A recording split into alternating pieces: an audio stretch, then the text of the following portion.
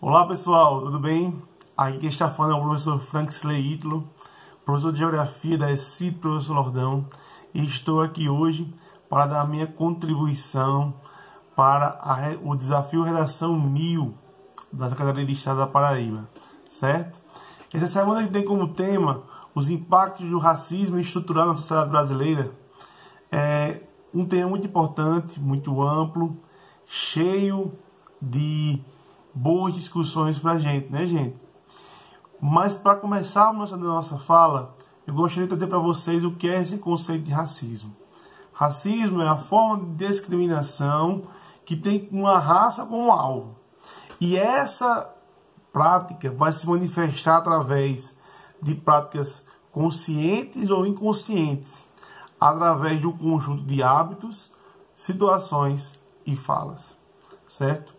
Então você vai ver que no Brasil nós vamos ter o racismo se iniciando entre os séculos 16 e 17, onde nós vamos ter a vinda do homem negro africano para ser escravo no Brasil.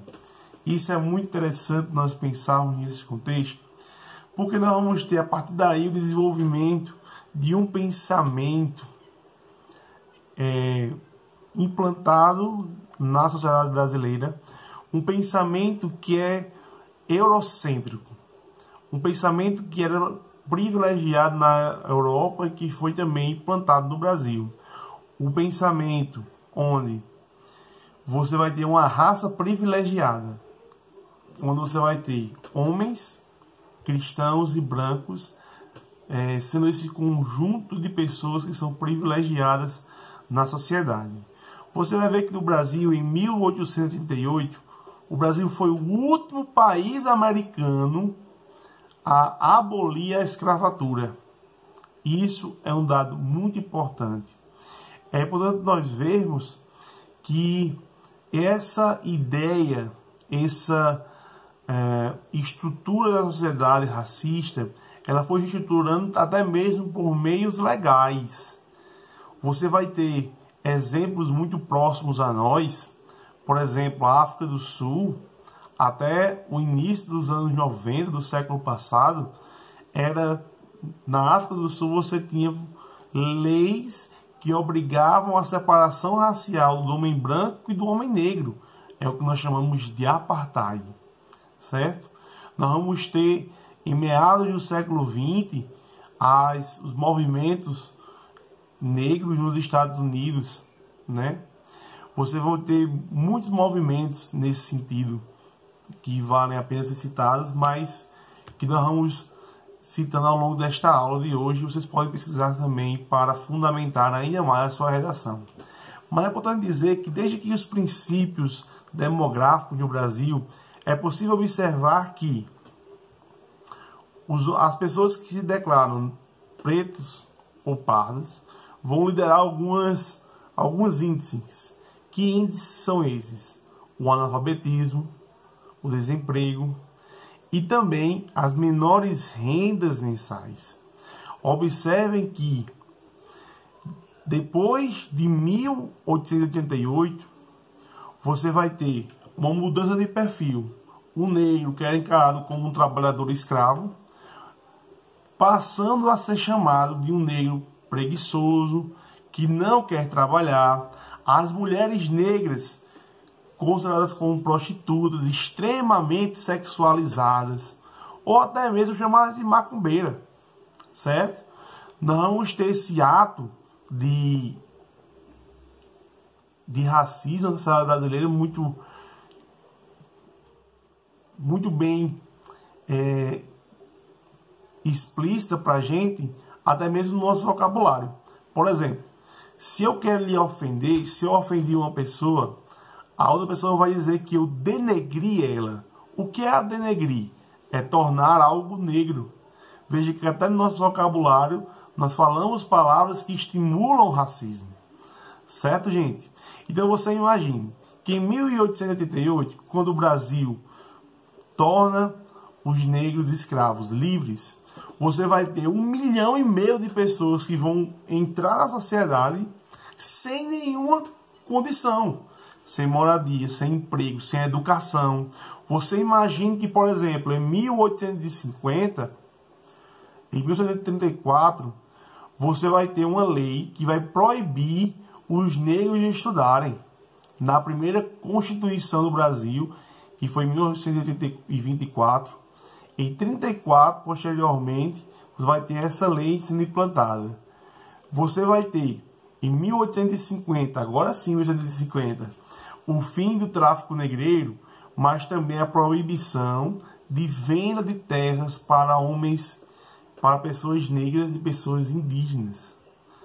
Você imagina que em 88, já falei mais de uma vez, você vai ter o fim da escravatura, 89, a proclamação da República, e em 1890, você vai ter as primeiras leis, né, o princípio das leis do Brasil.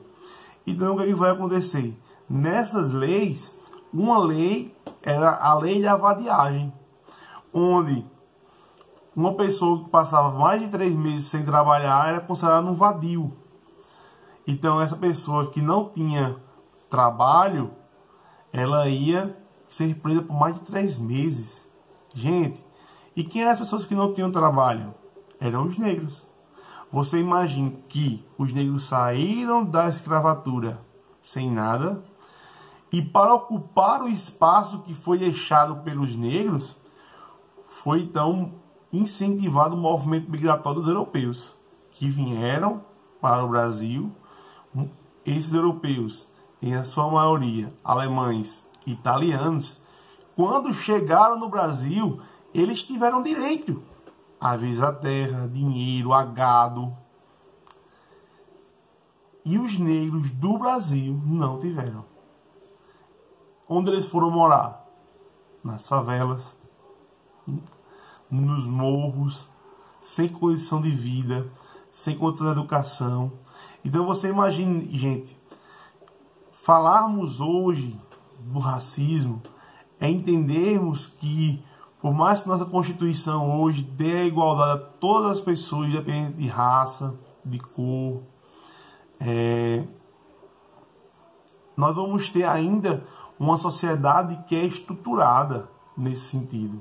O pensamento de inferioridade do negro embutido no nosso pensamento. Você vai imaginar que para uma pessoa negra ascender na sociedade, as cotas raciais são fundamentais, certo?